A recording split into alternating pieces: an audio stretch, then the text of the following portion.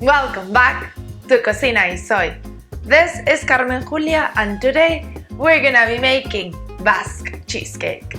Bring all the ingredients to room temperature. Prepare a 25 cm springform pan with parchment paper. In a large bowl, add the cream cheese and the sugar.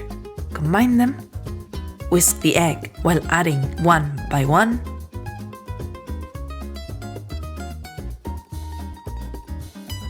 Sift the flour to avoid any lumps. Lastly, while mixing, add the heavy cream. Preheat the oven to 395 degrees Fahrenheit. Bake for 45 minutes in the middle rack of the oven until the surface is toasted. Let it rest for 3 to 4 hours until the cake has completely cooled down.